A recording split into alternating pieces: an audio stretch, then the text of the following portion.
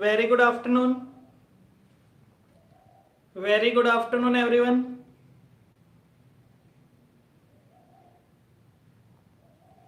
कैसे हैं आप सभी?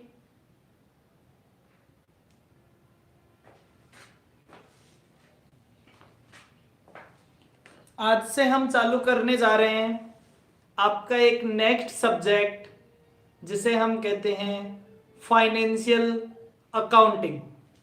Financial accounting.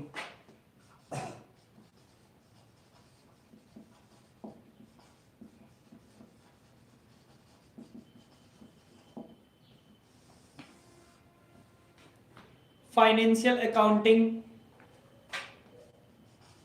Paper number 5। Paper number 5, group number 1। ये आपका ग्रुप नंबर 1 का पहला पेपर होता है, जिसका पेपर नंबर होता है पेपर नंबर 5। एग्जाम में 100 मार्क्स का पेपर होता है। पूरा पेपर, कोई पार्ट्स नहीं है, पूरा का पूरा अकेला अकाउंट्स का पेपर होता है। ठीक है, अपन बात करते हैं इसके सिलेबस कंटेंट की।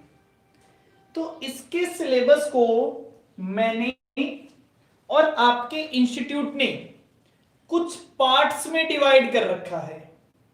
इसके सिलेबस को आपके इंस्टीट्यूट ने कुछ पार्ट्स में डिवाइड कर रखा है। वो पार्ट्स कौन कौन से हैं, ध्यान से देखिए। क्या क्या टॉपिक ऐसे हैं जो अपन को पढ़ने हैं। सबसे पहले मैं कहता हूं, हम उन चीजों के बारे में बात करते हैं जो कुछ चीजें हमें पता है। जैसे स्पेशल ट्रांजैक्शंस। स्पेशल ट्रांजैक्शन में बेटा हमें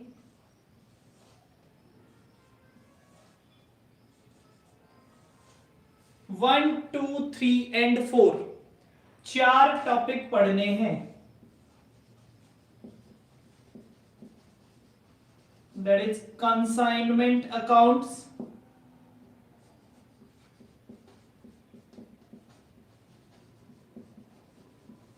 जॉइंट वेंचर,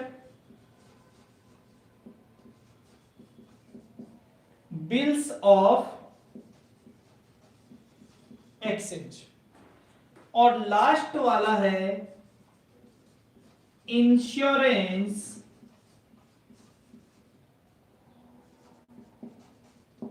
क्लेम। तो आपके पास 4 टॉपिक है जो अपने को पढ़ने हैं स्पेशल ट्रांजैक्शंस में।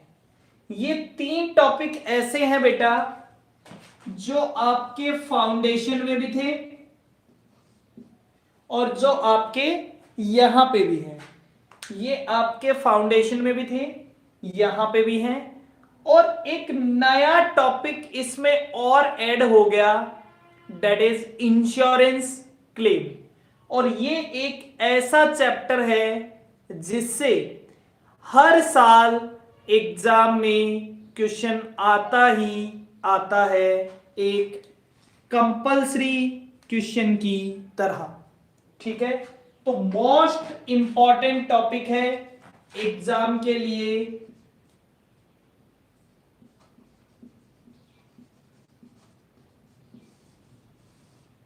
ठीक है, चलिए सर, इसका वेटेज कितना होगा इस पूरे पोर्शन का? बेटा इस पूरे पोर्शन का वेटेज होता है 15 to 20 मार्क्स। ठीक है, second, advance topics.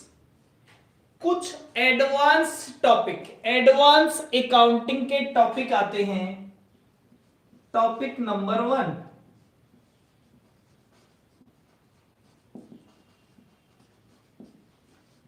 Departmental accounts.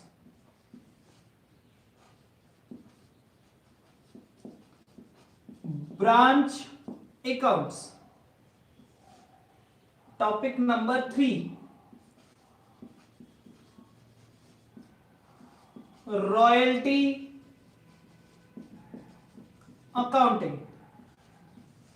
Topic number 4, hire purchase accounting. 4 topic. ये चारों टॉपिक मिला के बेटा आपके 22-25 मार्क्स कवर करेंगे। मोस्ट इंपॉर्टेंटली हमें चारों टॉपिक पढ़ने हैं। Third is final accounts. Final account में first topic is partnership. Partnership के बाद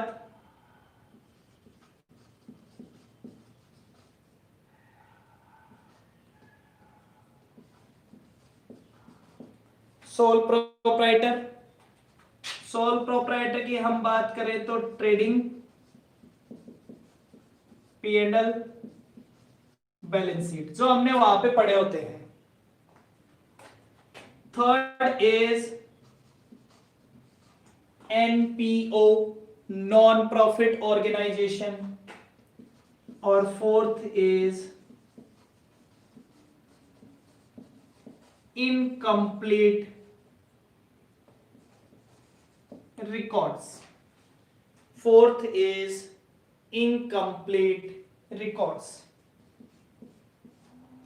ये आपके बेटा 35 to 40 मार्क्स कवर करते हैं।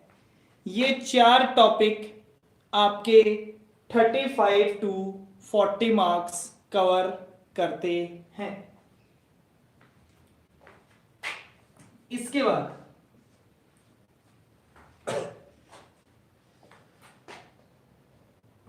कुछ extra topic, extra topics. Extra में क्या क्या आएगा? एक तो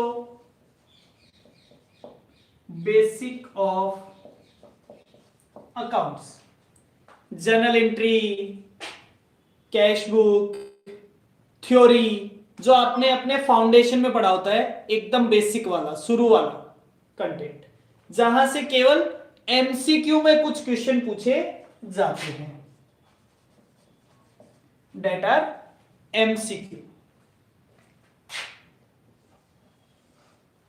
सेकंड इज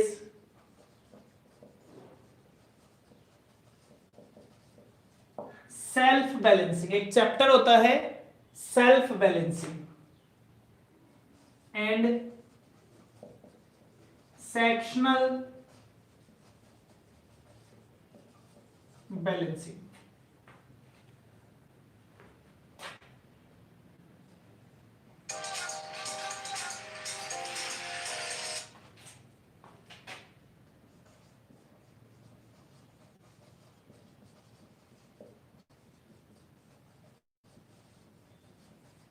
और accounting standard and accounting standard, ये सारी चीजें मिला के आपको बेटा 22-25 मार्क्स देती है। तो प्रैक्टिकली देखें तो हमारे पास 15 टॉपिक्स हैं पढ़ने के लिए पूरे अकाउंट्स में, ठीक है। Everything, each and every topic is important, सारे के सारे टॉपिक्स इंपॉर्टेंट हैं, लेकिन बेटा हमारे लिए जो अकाउंट्स है वो एक ऐसी चीज है कि वो हम बचपन से पढ़ते पढ़ते आए हैं, 11th 12th, फिर फाउंडेशन पढ़ा, अब यहां पे, तो हमारे वो चीजें रग रग में बसी हुई है। जैसे आप कॉस्ट पढ़ते हो तो वो आप पहली बार पढ़ रहे हो, आपने फाउंडेशन में भी ना के बराबर पढ़ा, और आप यहां पे भी अब पहली बार आपके सामने वो चीजें हैं। तो जो टर्म्स आपके सामने आती है वो एकदम नहीं होती है। लेकिन आज आप पार्टनरशिप की बात करो तो वो आपने अपने पूरे 12th में पार्टनरशिप पढ़ी है। Trading P and L balance sheet, NPO, consignment, joint venture, bills of exchange, incomplete records, ये चीजें ऐसी हैं जो आप अपने स्टार्टिंग से पढ़ते पढ़ते आ रहे हैं, कहीं ना कहीं आपने पढ़ रखी है। तो आधा पोर्शन ऐसा है जो चीजें हमने कहीं ना कहीं पढ़ रखी होती है, इसके बेसिक्स हमारे दिमाग में सेट होते हैं। तो ये एक ऐसा पेपर है बेटा जो पेपर का लेवल कभी कम नहीं आता, पेपर का लेवल बहुत अच्छा होता है, लेकिन चूंकि ये चीजें हम हमेशा से पढ़ते पढ़ते आ रहे हैं तो इस पेपर को करना अपने लिए बहुत इजी होता है। अपने लिए ऐसा होता है कि हमको पहले से ये चीजें आती रहती है। क्लियर? तो ये एक आपके लिए बहुत ही स्कोरिंग पेपर है। जैसे आपका कॉस्टिंग का पेपर जो होता है वो बहुत इजी होता है क्योंकि वो चीजें आपको आती रहती है, अब आपने सीखी है। कंटेंट इजी होता है, उसका कंटेंट इजी होता है, और यहां पे कंटेंट इजी नहीं होता लेकिन आपका एक्सपीरियंस बेटर है, इसलिए ये चीज आपके लिए बहुत बढ़िया बन जाती है। ठीक है, हम सबसे पहले स्टार्ट करेंगे बेटा हमारे इस वाले टॉपिक से, that is called insurance claim. आपके लिए बहुत ही अच्छा टॉपिक है, हम इसको शुरू से पढ़ेंगे। डन? तो इंश्योरेंस क्लेम के टॉपिक से हम स्टार्ट करते हैं। सभी तैयार हैं?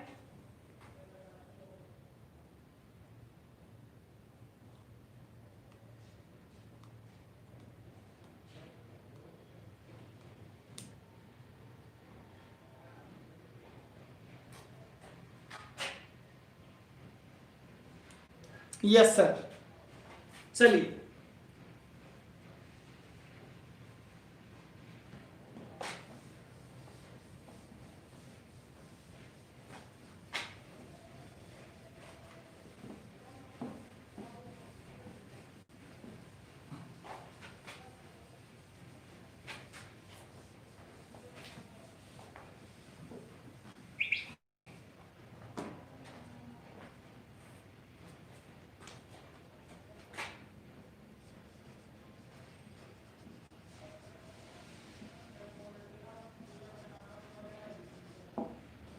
इंश्योरेंस क्लेम, तो बेटा इंश्योरेंस क्लेम को समझने के लिए सबसे पहले आपको इंश्योरेंस का मीनिंग पता होना चाहिए। क्या आप मुझे बताएंगे व्हाट इज इंश्योरेंस? बेटा इंश्योरेंस क्या है? क्या इंश्योरेंस एक सिक्योरिटी का कॉन्ट्रैक्ट है क्या, या फिर इंश्योरेंस एक प्रोटेक्शन का कॉन्ट्रैक्ट है क्या? क्या इंश्योरेंस एक सिक्योरिटी का कॉन्ट्रैक्ट है, या इंश्योरेंस एक प्रोटेक्शन का कॉन्ट्रैक्ट है, या फिर इंश्योरेंस लॉस को प्रोटेक्ट कर देता है, इस चीज का कॉन्ट्रैक्ट है क्या?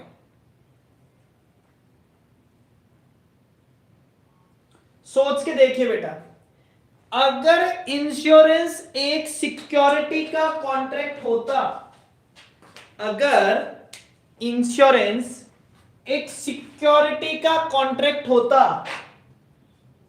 तो फिर बॉर्डर पे आर्मी की कोई जरूरत ही नहीं होती। फिर बॉर्डर पे आर्मी की क्या जरूरत थी?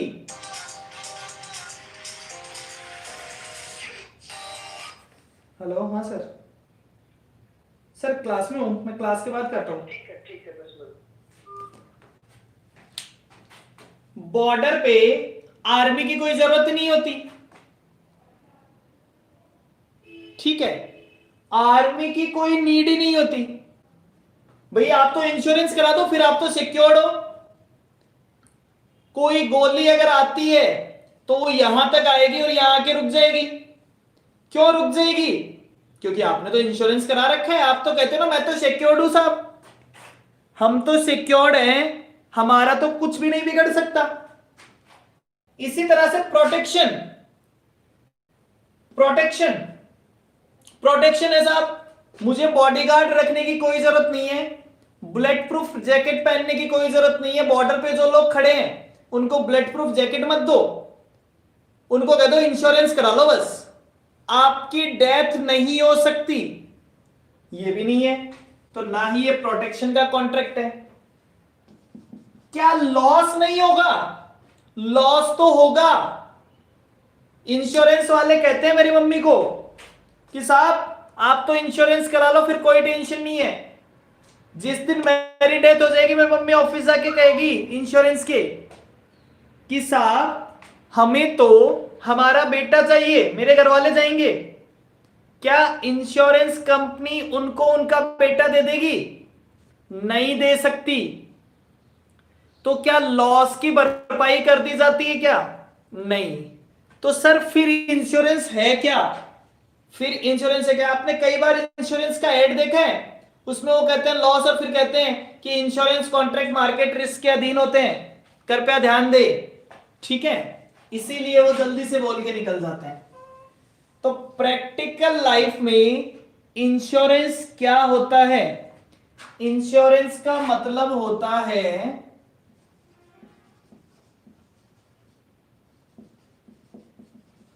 Indemnity contract. मतलब इंश्योरेंस, इंडेमनिटी का मतलब क्या होता है? नुकसान की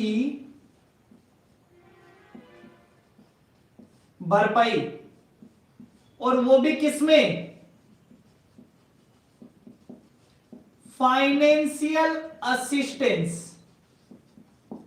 इंश्योरेंस कंपनी केवल आपको क्या देगी? इंश्योरेंस का कॉन्ट्रैक्ट एक इंडेमनिटी का कॉन्ट्रैक्ट होता है जिसमें आपके नुकसान की भरपाई की जाएगी। और कैसे की जाएगी? फाइनेंशियल सहायता दे दी जाएगी, बस आपकी फाइनेंशियल हेल्प कर दी जाएगी कि आपका नुकसान हो गया तो हम वो चीज तो वापस नहीं ला सकते, लेकिन आपके नुकसान की भरपाई कर सकते हैं, आपको एक अमाउंट ऑफ मनी दे सकते हैं, आपको एक अमाउंट ऑफ मनी दे सकते हैं। That is contract of insurance. वो क्या कहलाता है? इंश्योरेंस का कॉन्ट्रैक्ट कहलाता है। मुझे इंश्योरेंस कंपनी केवल एक अमाउंट ऑफ मनी देगी, उसके अलावा और कुछ भी नहीं देगी। क्लियर है ये बात अब सभी को? तो इंश्योरेंस का कॉन्ट्रैक्ट तो ये हो गया।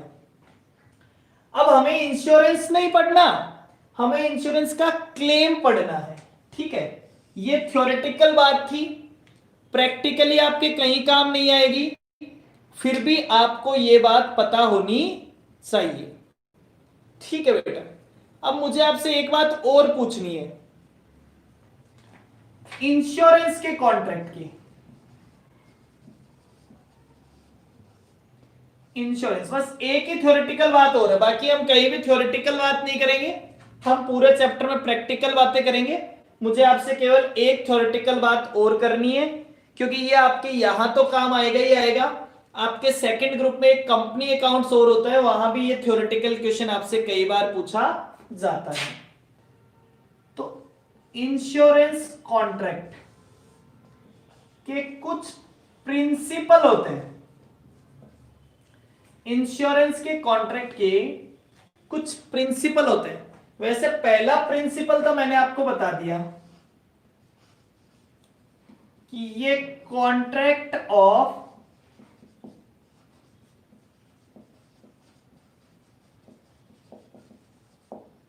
इंडेमनिटी होता है, कॉन्ट्रैक्ट ऑफ इंडेमनिटी। इंश्योरेंस का contract, contract of indemnity. Indemnity मतलब नुकसान की भरपाई। इंडेमनिटी वर्ड का एग्जैक्ट मीनिंग पता है क्या होता है?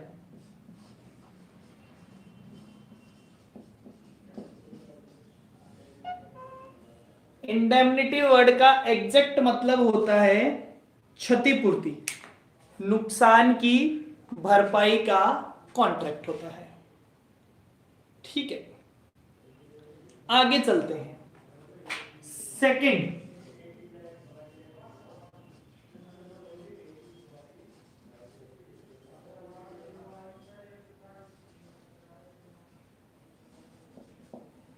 Insurable interest. सेकंड प्रिंसिपल है इंश्योरेबल इंटरेस्ट। आप एक बात बताएं बेटा, आप किस किस पर्सन का इंश्योरेंस करवा सकते हैं? आप किस किस का इंश्योरेंस करवा सकते हैं?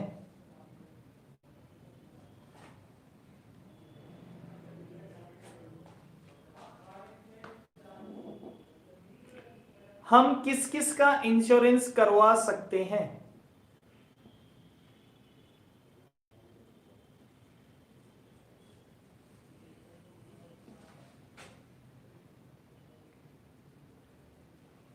जवाब दीजिए, कोई जवाब नहीं दे रहा, फटाफट। किस किस का इंश्योरेंस हम करवा सकते हैं?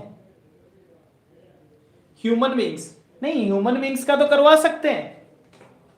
ठीक है, जैसे मैं कहूं कि मैं अपने असेट्स का करवा सकता हूं, गुड्स का करवा सकता हूं, प्रॉपर्टी का करवा सकता हूं, और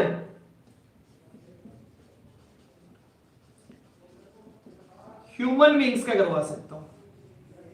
अब इनकी बात करूं तो जो इनका ओनर है वो करवाएगा साहब। इनकी बात करें तो जो इनका ओनर है वो इनका इंश्योरेंस करवा लेगा। लेकिन अब ह्यूमन बींग्स का ऑनर कैसे पता चले? ह्यूमन बींग्स का ऑनर कैसे पता चले? तो आप किस किस का इंश्योरेंस करवा सकते हैं? मैं अपने relative,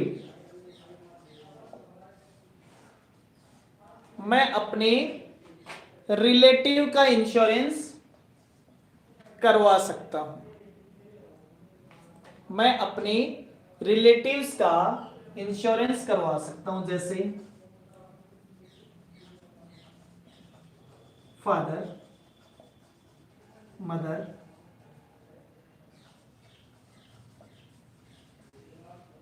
grand parents, child,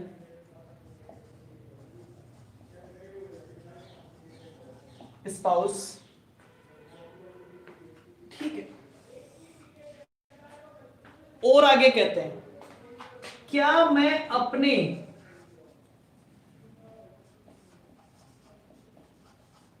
debtor का भी इंश्योरेंस करवा सकता हूं क्या? बेटा कोई पर्सन मेरा डेटर है, कोई पर्सन मेरा डेटर है, मतलब मुझे उससे पैसे लेने हैं, तो क्या मैं उसका इंश्योरेंस करवा सकता हूं क्या?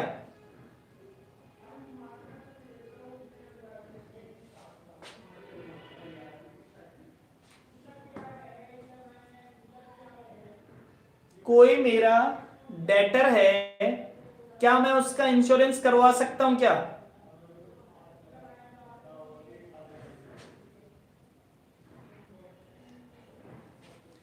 एक पर्सन मेरा डेटर है, तो क्या मैं उसका इंश्योरेंस करवा सकता हूं क्या?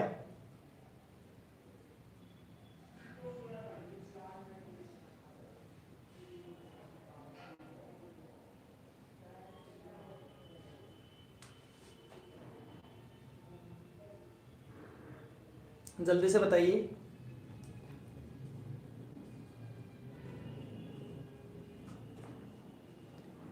रिप्लाई जवाब देंगे तब आएगा समझ में। मुझे एक आदमी से 1 लाख रुपए लेने हैं, क्या मैं उस पर्सन का इंश्योरेंस करवा सकता हूं क्या?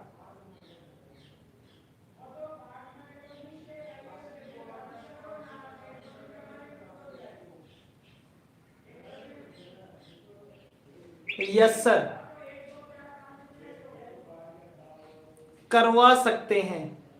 क्यों करवा सकते हैं? क्योंकि उस पर्सन में हमारा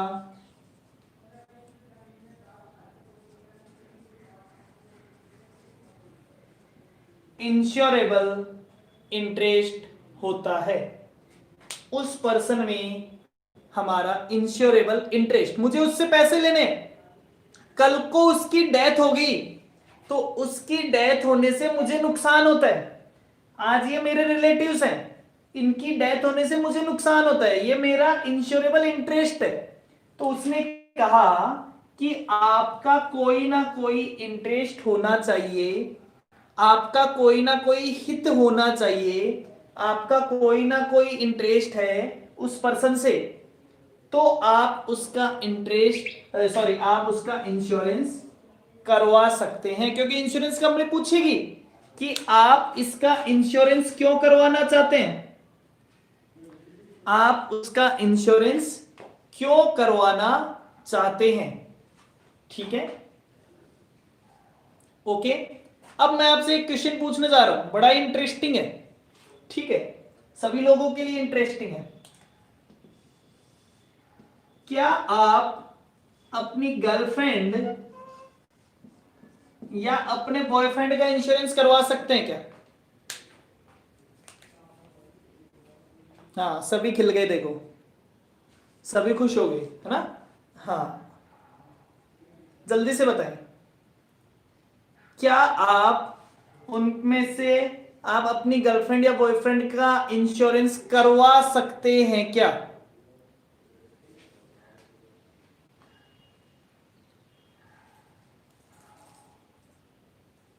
जल्दी से बताइए।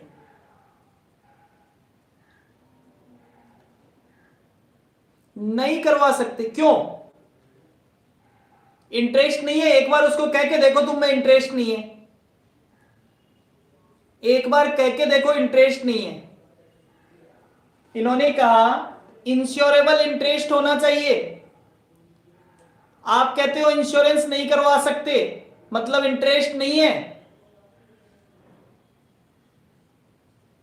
एक बात कहो, एक बार कहो मुझे तुम में इंटरेस्ट नहीं है, फिर देखो मुझे।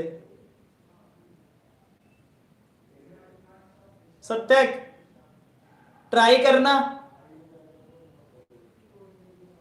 चैनिका भी कह रही है नहीं करवा सकते। मेरी बात का जवाब दो, एक बार कह के देखो कि इंटरेस्ट नहीं है। क्या इंटरेस्ट नहीं होता? क्या इंटरेस्ट नहीं होता?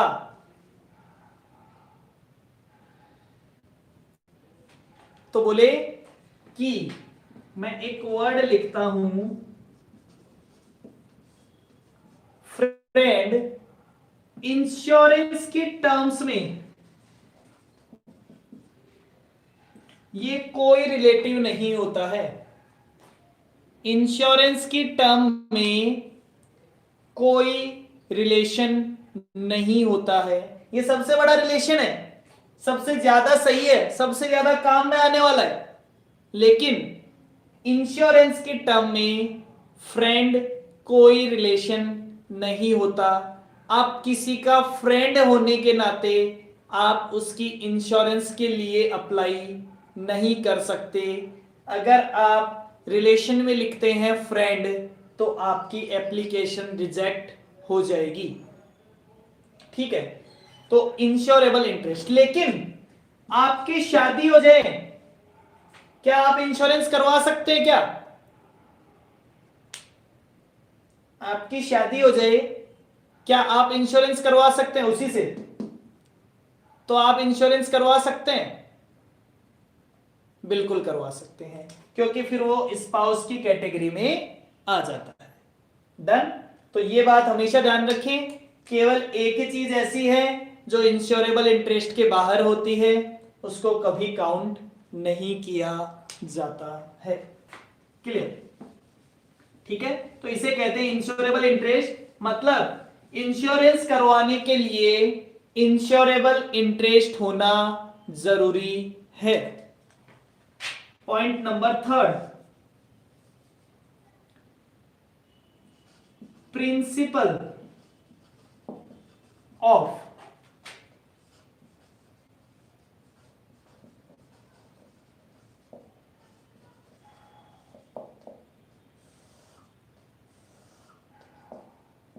एक वर्ड है उबर, उबेरिमे फिडेई, प्रिंसिपल ऑफ उबेरिमे फिडेई, प्रिंसिपल ऑफ उबेरिमे फिडेई। एक बात बताओ बेटा, आप मार्केट में जब कोई चीज खरीदने जाते हो, आपने कॉन्ट्रैक्ट एक्ट पढ़ा है? आपने कॉन्ट्रैक्ट एक्ट अच्छे से पढ़ लिया? आप मार्केट में कोई गुड्स खरीदने गए, सेल ऑफ गुड्स एक्ट भी आपने पढ़ रखा है। आप मार्केट में जब कुछ परचेज करने गए, मान लीजिए आज मैं ये फोन परचेज करने गया मार्केट में, तो मैंने पूछा साहब इसका बॉक्स देखा, इसके बॉक्स पे कुछ बातें बताई हुई थी, इसका रैम इतना है, इसका हार्ड डिस्क इतना है, इसका प्राइस ये है, जो जो इसमें क्वालिटीज थी ना वो सभी मेंशन थी उसके ऊपर, सारी क्वालिटीज उसके ऊपर मेंशन थी। लेकिन इसमें कुछ कमियां भी थी और वो कमियां उसके ऊपर बताई हुई नहीं थी। कुछ बातें मैंने उस सेलर से पूछी, उसने मुझे बता दिया कि हाँ हाँ ये चीजें हैं। कुछ चीजें सेलर ने अपनी तरफ से बता दी, मैंने वो भी सुन ली।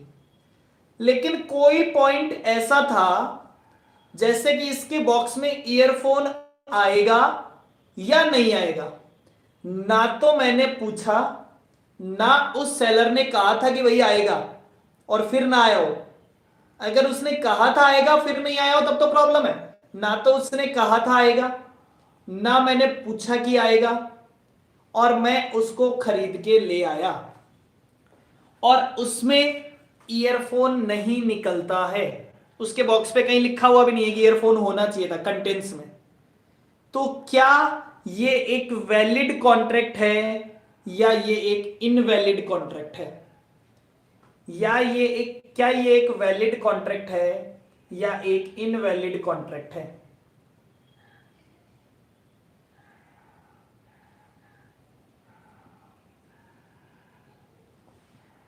जल्दी से बताइए, क्या ये एक वैलिड कॉन्ट्रैक्ट है या इनवैलिड कॉन्ट्रैक्ट है?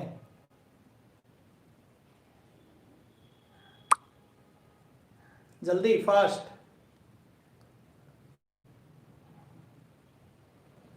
ये एक वैलिड कॉन्ट्रैक्ट है क्योंकि सेलर ने जितनी बातें बताई है सच सच बताई है। जो बात मैंने पूछी है उसका भी सेलर ने सही सही जवाब दिया है। कोई भी फ्रॉडुलेंट एक्ट नहीं है, तो ये एक वैलिड कॉन्ट्रैक्ट। बट जब हम इंश्योरेंस करवाते हैं तो इंश्योरेंस का एजेंट मेरे पास आया और उसने मुझसे पूछा, उसने 6 7 8 डिजीज के नाम लिखे, क्या आपको ये डिजीज है क्या? मैंने यस या नो, किसी का यस, किसी का नो, किसी का यस, किसी का नो, एकदम सही सही जवाब दे दिया। लेकिन मुझे एक स्पेसिफिक डिजीज है, ना तो उसने पूछा और ना ही मैंने बताया। जो इंश्योरेंस का एजेंट था, इंश्योरेंस की कंपनी थी, ना तो उन्होंने मुझसे पूछा और ना ही मैंने उनको बताया अपनी तरफ से। तो क्या ये गलत है? क्या मुझे बताना चाहिए था? क्या मुझे बताना चाहिए था? बिल्कुल। तो बेटा आपके इंश्योरेंस के कॉन्ट्रैक्ट में आपसे ये उम्मीद की जाती है कि each and every non fact should be disclosed, कि जितने भी नॉन फैक्ट्स हैं, जितनी भी बातें आपको पता है, वो सारी बातें आपने डिस्क्लोज कर दी है। अगर आपने कोई बात छुपाई है और बाद में पता चलता है कि आपने ये बात छुपाई थी, तो हो सकता है कि आपको क्लेम मिलने में कोई प्रॉब्लम हो जाए। तो all each and every non fact. अब सर ये साबित कैसे होगा, मुझे पता या नहीं था, ये अलग बात है। अगर ये बात साबित ही नहीं होती कि आपको पता था, तो आपको पता नहीं था, ये एक अलग मैटर है। अगर ये बात डिसाइडेड है कि आपको पता था और आपने ये बात छुपाई है, तो फिर गलत हो जाएगा। तो इसका मतलब क्या होता है, इस मीनिंग का वर्ड होता है अटमोस्ट गुड, मतलब आप तो सीधा बोलो गुड फेथ। मतलब आपको सामने वाले पे पूरा विश्वास है और सामने वाले ने ये माना है कि जो जो फैक्ट आपको पता थे, आपने उसको सारे फैक्ट्स बता दिए हैं। क्लियर? तो ये तीन प्रिंसिपल होते हैं किसी भी इंश्योरेंस के कॉन्ट्रैक्ट के। ये तीन प्रिंसिपल है किसी भी इंश्योरेंस के कॉन्ट्रैक्ट के। डन? क्लियर है सभी को?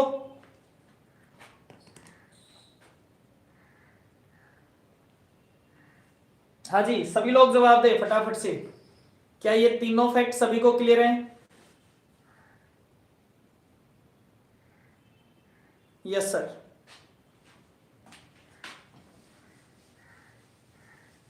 एक लास्ट बात, बेटा इंश्योरेंस कितने तरीके का होता है? टाइप्स ऑफ इंश्योरेंस आप बताएंगे फटाफट। टाइप्स ऑफ इंश्योरेंस,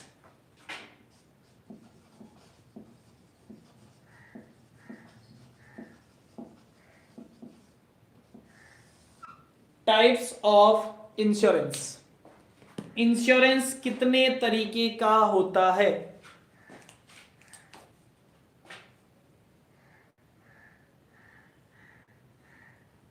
जल्दी से बताएं।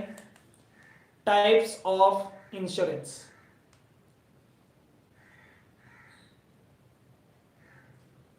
सत्य तीन तरीके का, कौन कौन सा, कौन कौन से? हाँ आप बताते जाइए, मैं लिखता जाऊंगा। आप बताते जाइए, मैं लिखता जाऊंगा। मुझे उम्मीद है आप बहुत सारे तरीके बताएंगे। सभी लोगों से क्वेश्चन है तो सभी आंसर दे।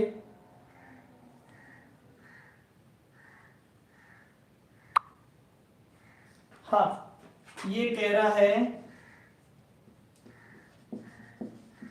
मरीन इंश्योरेंस, हाँ सेकंड लाइफ इंश्योरेंस, और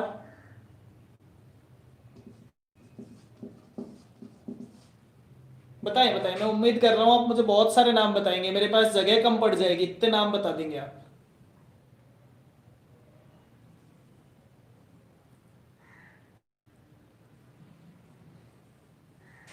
फायर, प्रॉपर्टी,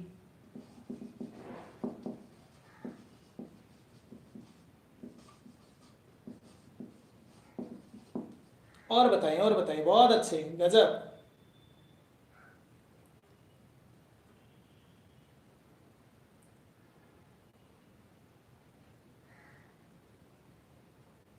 आजकल तो ट्रेवल भी होता है, एयर से जब ट्रेवल करते हैं, बस में भी होता है। देखो रिया ने बता दिया हेल्थ इंश्योरेंस, फिर आपकी गाड़ी का इंश्योरेंस कराते हो, व्हीकल इंश्योरेंस, हाँ 8 बर्गलरी इंश्योरेंस, 9 लाइव स्टॉक का इंश्योरेंस। बहुत अच्छे। अब मैं कहता हूं बेटा ठीक है, सुन लिया। अब आपके काम की बात सुनिए, आपके काम की बात सुनिए। इंश्योरेंस,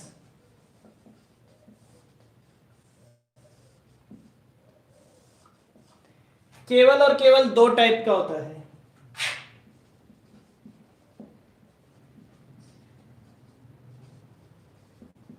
एक तो लाइफ इंश्योरेंस और एक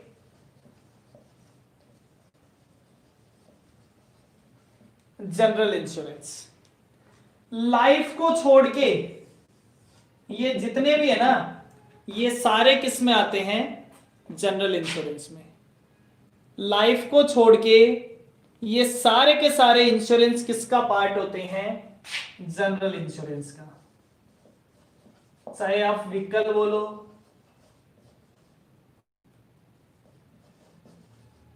हेल्थ बोलिए,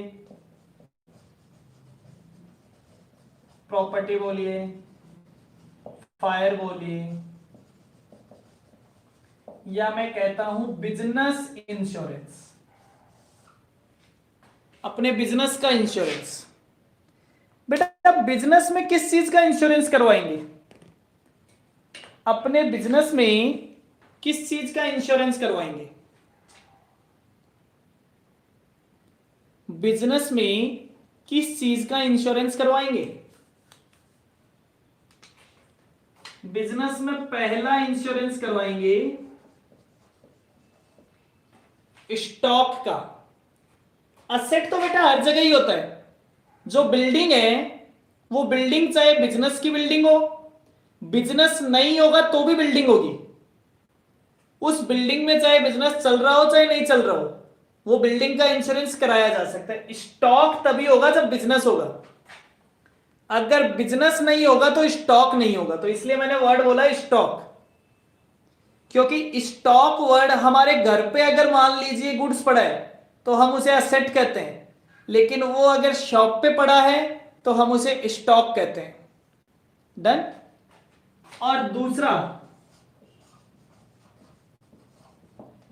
प्रॉफिट। सर प्रॉफिट का भी इंश्योरेंस हो सकता है? प्रॉफिट का भी इंश्योरेंस हो सकता है। हां, प्रॉफिट का भी इंश्योरेंस हो सकता है। कैसे हो सकता है, क्यों हो सकता है, कैसे क्लेम मिलेगा, वो सारी बातें हम बाद में करेंगे। प्रैक्टिकली इस चैप्टर में हमें केवल ये दो इंश्योरेंस ही पढ़ने हैं। ये केवल दो इंश्योरेंस है जो बिजनेस में हो सकते हैं, केवल बिजनेस में हो सकते हैं, क्योंकि प्रॉफिट वही होगा जहां बिजनेस होगा, स्टॉक वही होगा जहां बिजनेस होगा। तो ये दो इंश्योरेंस हैं जो बिजनेस में हो सकते हैं। तो हमें हमारे चैप्टर में सबसे पहले पढ़ना है स्टॉक और सेकंड पढ़ना है प्रॉफिट। केवल दो ही चीजें पढ़नी है, इन दो के अलावा हमें कुछ भी नहीं पढ़ना है। क्लियर? तो कल से अपन इन दोनों को पढ़ना स्टार्ट करेंगे। सबसे पहले अगर स्टॉक का लॉस हो जाए तो क्लेम कैसे मिलेगा, प्रॉफिट का लॉस हो जाए तो क्लेम कैसे मिलेगा। तो यहां से हमारा चैप्टर स्टार्ट होता है। हमें केवल दो चीजों का क्लेम निकालना है। पहला लॉस ऑफ स्टॉक, दूसरा लॉस ऑफ प्रॉफिट। क्या आप तैयार हैं? पक्का से?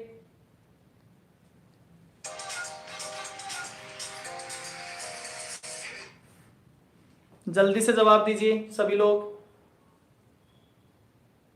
ओके, तो इसको अपन स्टार्ट करेंगे कल से। आज के लिए इतना ही, बाय बाय।